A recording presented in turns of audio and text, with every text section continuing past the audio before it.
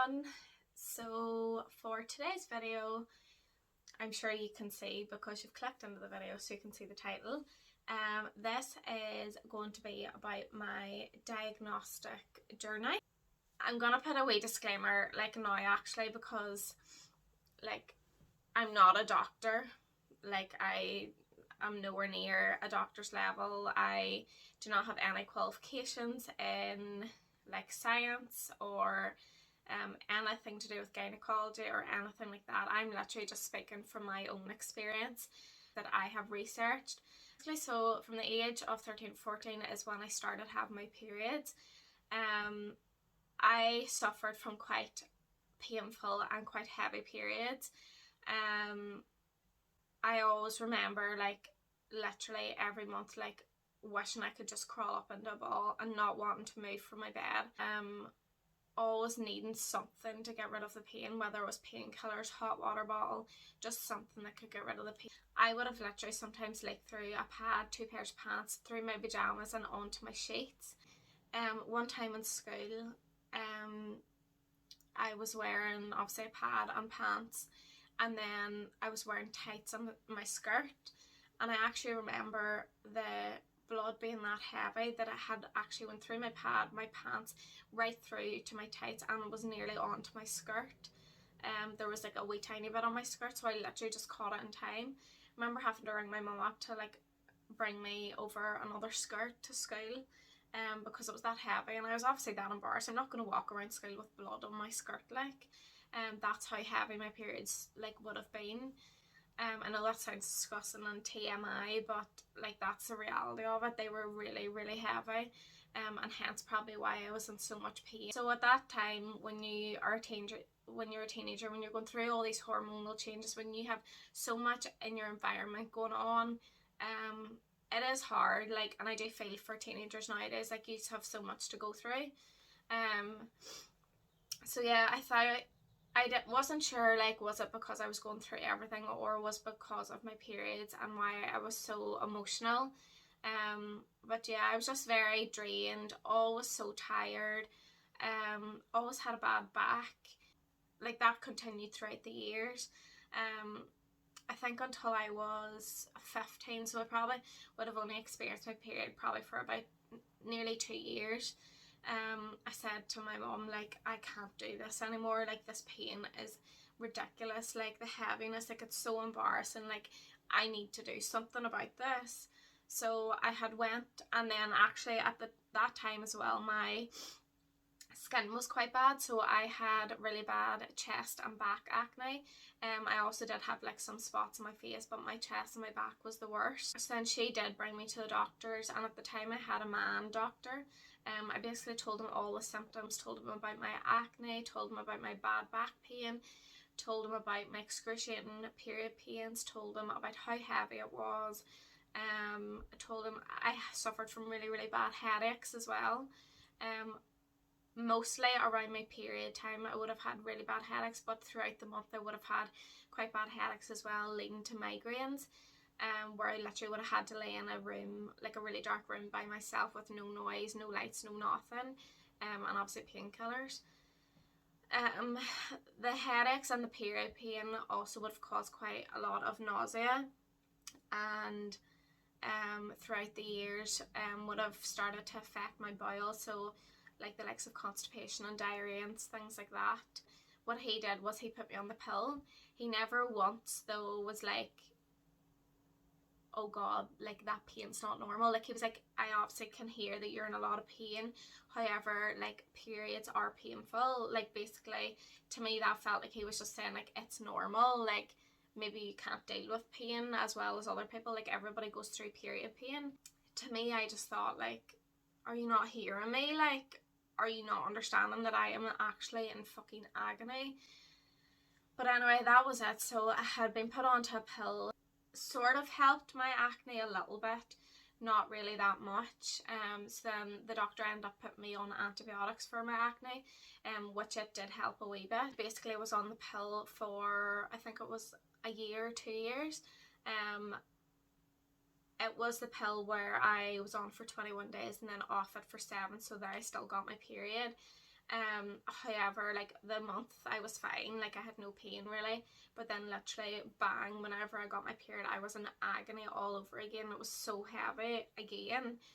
So I was like, well, this isn't obviously helping with the period pain. So I went back to the doctor again, basically said, I'm still suffering from all of these symptoms. Like, what do I do?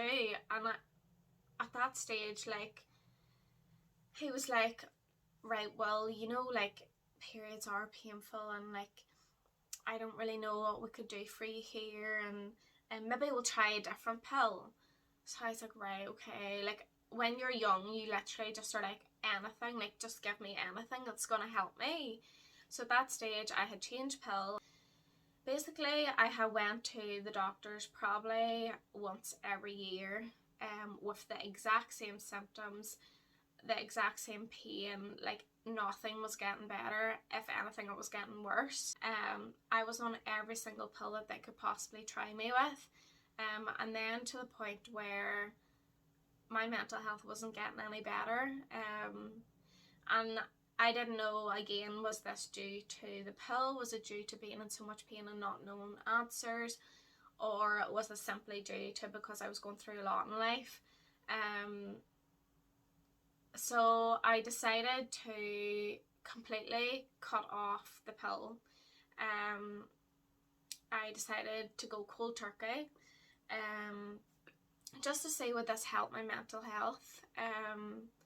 So 2 years ago, I went off the pill. So to be having intercourse like a few times a week, for 2 years without any contraceptive and not falling pregnant, like it's a bit worrying, to be honest. Especially when I am so young. Like, whenever I was younger, I just thought getting pregnant was so easy. Like, I just thought, like, one night stand, like, you could get pregnant straight away. Like, me and Daryl have been together for 8 years, and I just thought, like, once we started trying, like, that would be it. Like, we would have our own family straight away. But that's not the case. The first couple of months being off the pill, my mental health was great. Everything just seemed great. Like, I had not very much pain for the first couple of months. Yes, I was still sore on my period, but I wasn't sore any other time, and like, my mental health was getting better. However, I'd say 4 months after being off the pill, everything started to come back again, and I'd say like it come back like twice as bad as it was whenever I had been on the pill. The pill seemed to suppress my symptoms. Being off the pill, like, I literally came back and it was like, bang, here you go, here's all of the pain that you haven't felt all these years, only during your period. But now it was literally, I was having pain my whole period week. I was having pain before my period was coming. I was having pain whenever my period left. I was having pain during ovulation week. I was having like a dull pain in my pelvic area nearly every single day. So I gave my body 6 months to try and get used to like being off the pill and things like this, but nothing seemed to start to regulate. Nothing seemed to become normal again. I started experiencing more symptoms, starting to get pain during intercourse. I was starting to get excruciating pains after intercourse, like to the point where I was crying in pain, bent over, couldn't stand straight with the pain. Or else whenever I had my periods, I would have been like vomiting, or whenever, as I know now, it's like an endo flare up. Whenever I was having one of them, I could have actually like proper vomited, would have been not able to eat, dizziness, headaches, just literally felt so ill and so drained like all the time.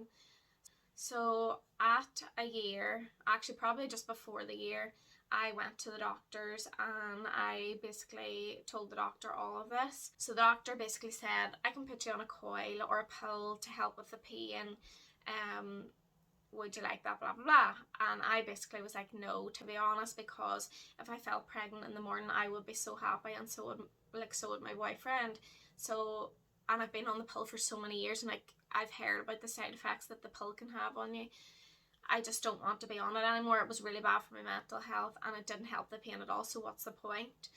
And then obviously the coil is a birth control as well, so I was like, no, like, just leave it, it's fine. This doctor did, however, take me up on my headaches. I was getting them quite often, so she prescribed me some painkillers for whenever I get really bad headaches. So I remember this one time it was like nearly 50 days of a cycle, so like technically if I was doing my period at like even 30 days like this, my period was like over 2 weeks late. So I rang the doctor and was like I've took a pregnancy test, I'm not pregnant, I'm like 2 weeks late from my period, sexual intercourse is like extremely painful, I'm bleeding between periods, I'm bleeding sometimes after intercourse, like there's something wrong with me, like can you help?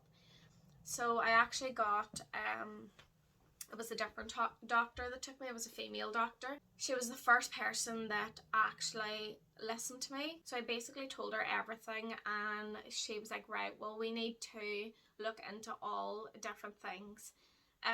She said about diet. So she says, because your stomach seems to be sore quite a lot, she says, why don't you try like a dairy-free diet or a gluten-free diet, or something like this that might help with your stomach. So I was like, right, okay. She also then said that this might help with my headaches. So I was like, right, okay, I'll try it. She said about my periods and like the bleeding in between periods and the pain of intercourse and things. She was like, that really sounds to me like it could be endometriosis. This was the very, very first time that I had heard endometriosis, and I was sort of like, oh, right, okay. Right, that's okay, like what is that?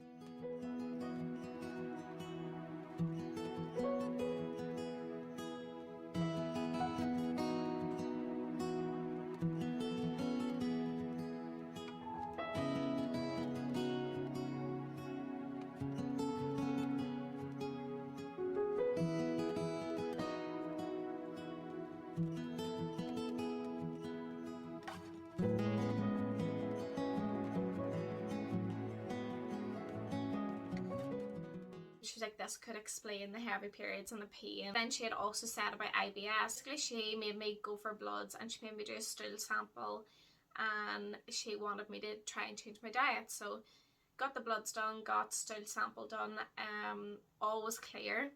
She also sent me for an ultrasound. So I got an ultrasound a few months later from this appointment. The ultrasound was completely clear. Because the ultrasound was clear, I went back to the doctor, and the doctor basically said, well, yeah, sometimes endometriosis doesn't show up on ultrasounds. Majority of the time it doesn't. She's like, so I will refer you to the gynecologist. And I was like, okay, great, that's fine. So that was fine. A few months later, I got a gynecologist appointment, went into the gynecologist, told her about my symptoms, and then she's like, right, okay, that's fine, I'm going to do an internal exam. So I was like, right, okay, no problem. She's like, pop yourself up in the bed there, take off your tights and all, fling your legs up in the air. I was like, right, no bother. Like, I was shitting myself, like I was so scared by myself. I was like lying back in the bed with my legs obviously up in the air, and I was like, oh my god, what is happening? She's like, I'm going to put something in here, basically. Like, she didn't like explain what she was going to do. It was just like all like so like, right, I'm going to do it here now. And I was like, wasn't prepared for what she was going to do, didn't have a notion of how I was going to feel or anything. And then all I could feel was this excruciating cramps in my stomach. Obviously I felt her inserting something into my like vagina, and then my stomach was cramping so hard. I was like starting to cry. I was like, what the fuck, why am I so sore? And then she's like, you have a wee erosion on your cervix, I'm just gonna scrape this off here. And I was like I was just crying. I didn't even know what an erosion on my cervix was. I was like, what the fuck is this, like what's wrong?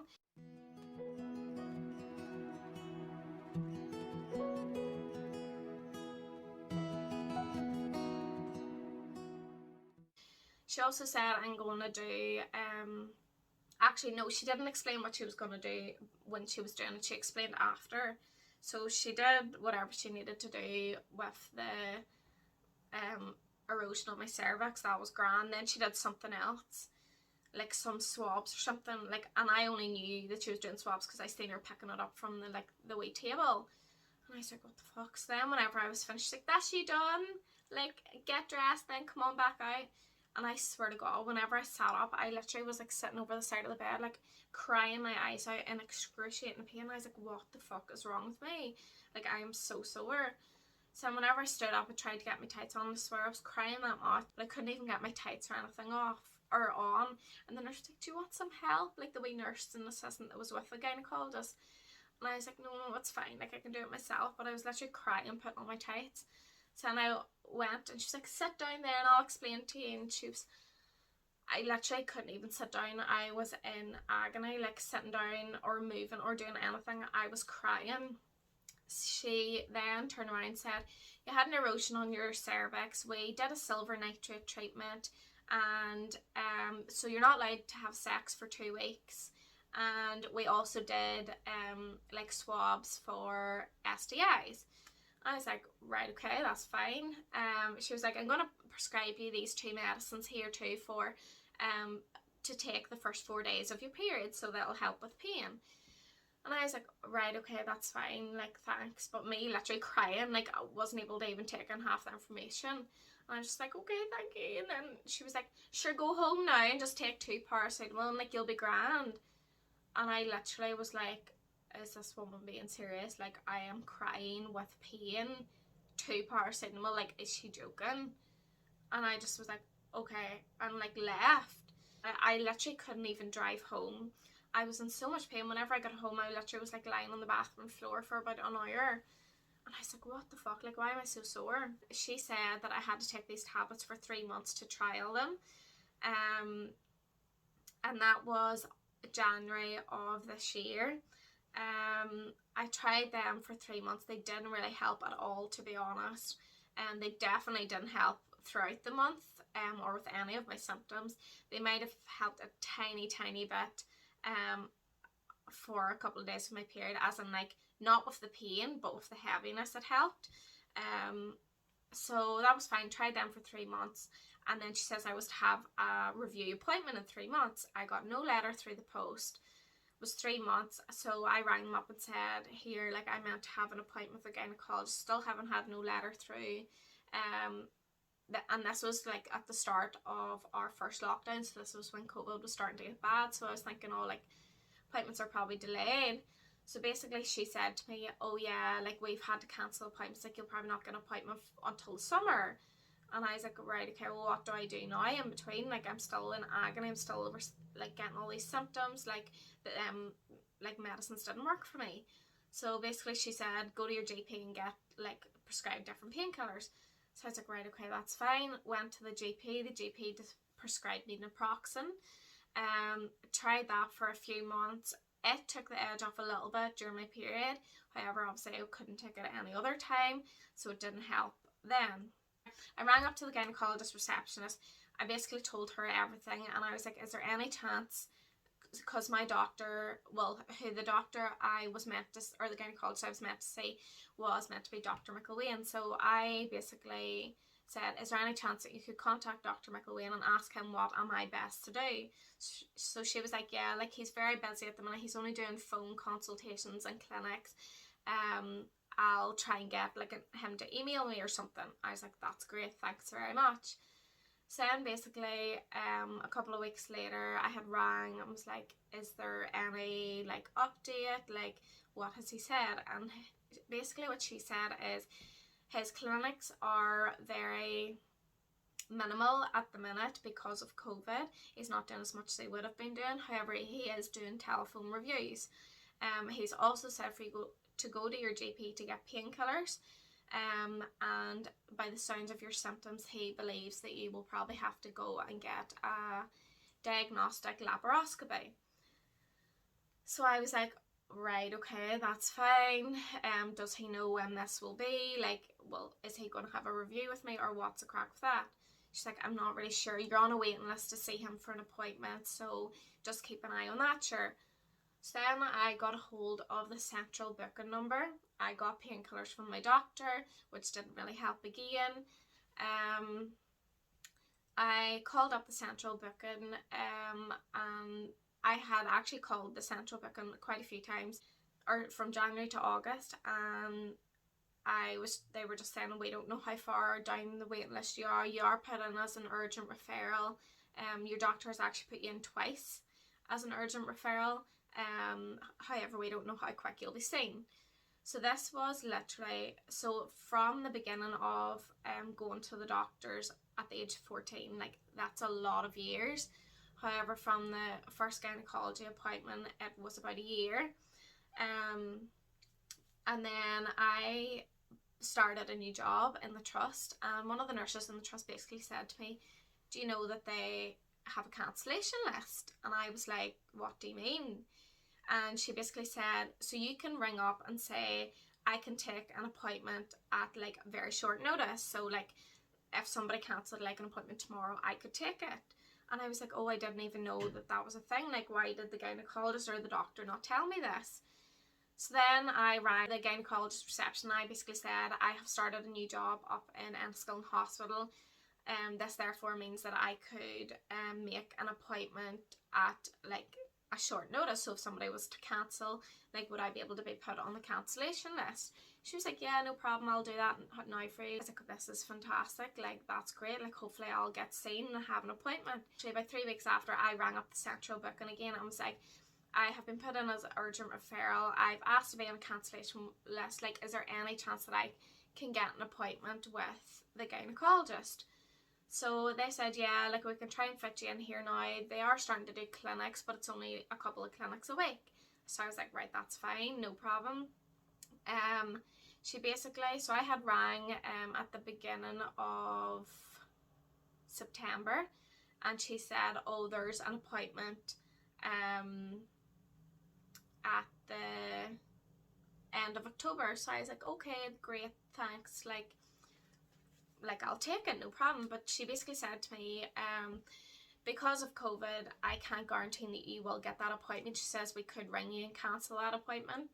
And she says, do you still want to make it? And I was like, yes, like any help I can get right now, like I'm taking, like please just book me in for it. And if it has to be cancelled, then it has to be rescheduled, that's fine. So that was fine. I was extremely anxious going to the appointment because I didn't know what was going to be done or said. Basically, I went in, I'd never met this gynecologist before. She went through all of my symptoms. I had told her that I'd been off the pill for 2 years, that we had been trying as such, and she basically was like, oh right, that's a red flag, you're only 22, like you should be quite fertile basically, and the fact that you haven't got pregnant within 2 years, like it's a wee bit of a red flag. So I was like, right, okay. She was like, basically your two options here after like speaking to you about your symptoms and stuff is either to go down the fertility route or to go down like managing the pain route. And I was like, well, like I don't want to be in this pain, like obviously I'm in excruciating pain, I don't want this, I don't want this tiredness, I don't want not being able to do things because I have my period or because of the pain I have like in between periods and bleeding and all of this. I don't want any of that, but then I do want my own family and I do want a little baby. So I was like, is there any way that we can like go down the fertility route and see if there's anything wrong with me that way and then manage the pain as well?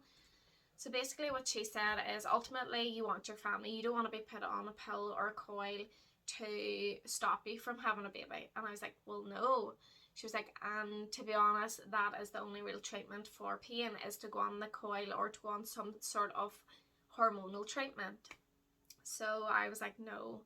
So basically what she said is the only way to diagnose you is to put you in for a laparoscopy surgery. She says this is something we try not to do very often, like it's sort of our last option when we're looking into endometriosis. And she's like, we don't rush into it because it is surgery at the end of the day. It is going in to your stomach and it is a chance of ruining organs and blah blah blah.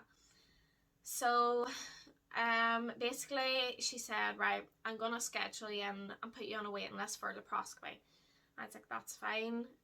The fact that she said she thinks definitely that I have endometriosis, but that it will be diagnosed through surgery, just made me cry.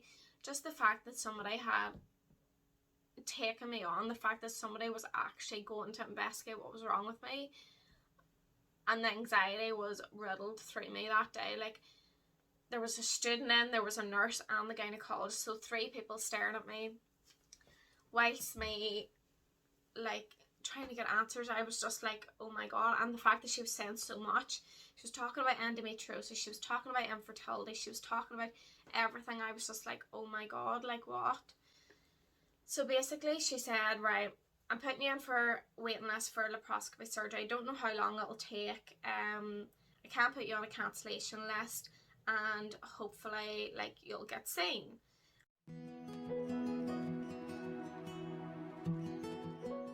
I was like, right, okay. She says, along with that, during the laparoscopy surgery, we're going to do a dye test.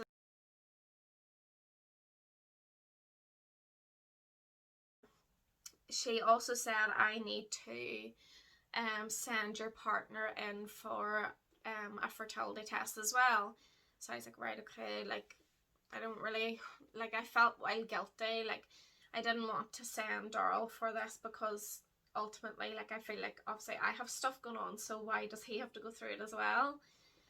But he was fine. Like, he said, like, whatever we have to do, like, we have to do. Like, I want our family as well. So that was fine. She had got me to sign all the consent forms. She had, like, went through what the laparoscopy surgery might do. So, like, she says basically they'll go in and they'll excise any endometriosis that they see. If it's too close to an organ, they will use ablation surgery and burn it off. She says, however, we do like to use excision because this is the best form of getting rid of like endometriosis. She says there is no cure for endometriosis. If you have it, you'll always have it. It will probably grow back. However, there's ways of sort of managing it, especially whenever you have your family. You can come in and then you can be put on hormonal treatments to manage the pain. So all of this sounded like I was getting somewhere. She put me in to get different bloods done. She put me in to get rubella done. She put me in for day 3 of my cycle, day 21 of my cycle, day 25 of my cycle, and also 3 other bloods to do with like progesterone and other bloods basically to do with infertility. And my thyroid, she wanted to get all of that checked just so that she wasn't really missing anything. So that was fine. We ended the appointment. I went out to the car, and I was like, yes, like they didn't have to do an internal examination because this is what had me in agony the last time. Like, I'm so happy. And then I literally got to the car. I was trying to calm my anxiety down and talk to my mum. And obviously because of COVID, nobody can come in with you to these appointments. So you're facing this all on your own, which is a lot to take in. And when you have anxiety, like, going to things alone is quite daunting. So I was calming myself down. Then I've got a phone call. Oh, hi Carly, like, I'm so sorry. We were meant to do an internal examination. Just because you said about the bleeding between your periods stuff, I probably wanted to have a wee check down there. But we can like book you in for another day if you want. And I just thought, no, like, I have this day off work for this appointment, like, I may as well get it done now. So I went back in. She put me up in the bed and the legs up and whatnot, and I just started to cry because of the anxiety of knowing what was coming. She basically said the same thing as the last girl gynecologist had said. You have an erosion on your cervix. However, this gynecologist was lovely. She was so nice. She told me everything she was about to do. She asked me was I okay so many times. The wee nurse that was with her was like holding my hand, like being like, it's okay, like, calm down, like, you're very anxious, like, we're here for you, like, nothing will go wrong, like, it's gonna be okay. Like, they were so supportive and so lovely. The gynecologist had even said, like, we can bring you to theatre and like put you to sleep to do this silver nitrate treatment if you want, because of the last time of it being so sore. And I was like, no, like, wise up, like, it's over in 2 minutes. Like, yes, the pain after is excruciating, but like, I'm not going to theatre to get this done, like wise up sort of thing. But like, it was so nice of her to even offer that. But I was like, yeah, no, just do it. Like, I had literally was lying down, the tears were like tripping into my ears, and I was just like, whatever. And well, actually, I don't know if it was after or before she did the silver nitrate treatment, but basically she said, I'm gonna go in and do like a vaginal ultrasound just so that I can see your ovaries and I can see like what your womb and stuff looks like.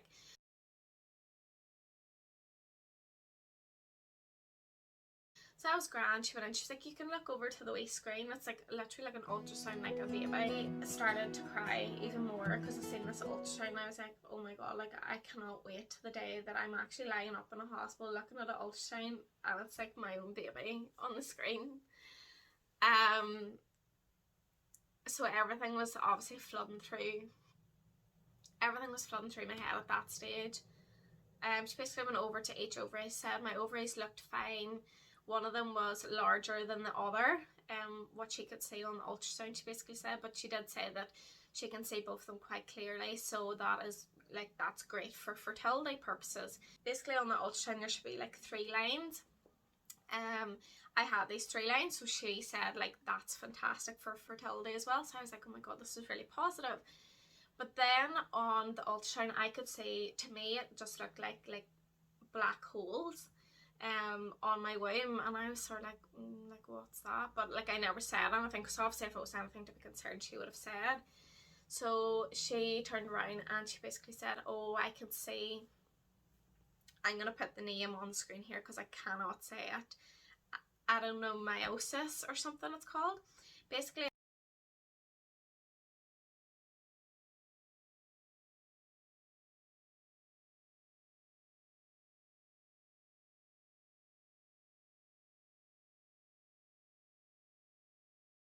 it's a type of endometriosis, and she could see this on the muscle of my womb.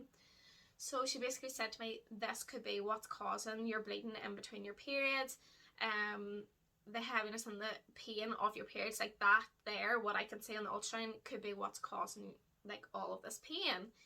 And I was like, oh my god, like I have got answers. Like she has literally just told me like why I'm so, and hopefully that laparoscopy surgery, you'll either get a cancellation or you'll be seen like hopefully within the next year. So I was like, okay, that's great, thanks so much or whatever. And then that was grand. I went home and I was in excruciating pain. I was lying on the bathroom floor for a good hour or two before I could even move. My mum had to take me painkillers, she had to get me my hot water bottle. I literally couldn't do anything. I was feeling like I was going to vomit. My stomach was in knots as if I was going to have diarrhea. Like I didn't know what, like obviously I knew what was wrong with me because I had just got that done. So I actually had to take the next day off work because of how sore I was. So that was fine. I went back to work on the Monday, worked for that week, and then on the Friday I got a phone call from the pre-assessment unit to say that there's a cancellation for surgery the week after. So this would have been 2 weeks after my gynecology appointment. I was going in for surgery. At the point of her ringing me, I was like, oh my god, what the hell, like what date, like what time, like what do you mean, like actually going in for surgery? Like so much was going through my head, but then at the same time I was like, this is not normal, like people do not get appointments this quick. Obviously it was because I was on a cancellation list, but I was like, yes, of course I will, like I'll sort everything else out after, like just give me this appointment. So she was like, right, okay, I'll book you in here now. And like she went through all of the information like about like having to take all your piercings out, having to fast, that you'll have to take, she said on the phone, you'll have to take 4 to 6 weeks off work after it, or more. She said realistically you'll probably not be back to the new year.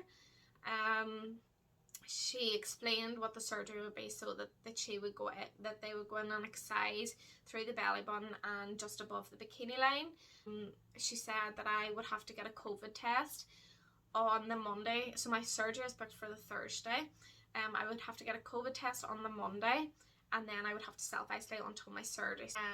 This brings me to my next video, which is all about from the Monday with getting the COVID test, how I felt, how was the COVID test, and being into surgery. And then I will be uploading some videos regarding my surgery recovery.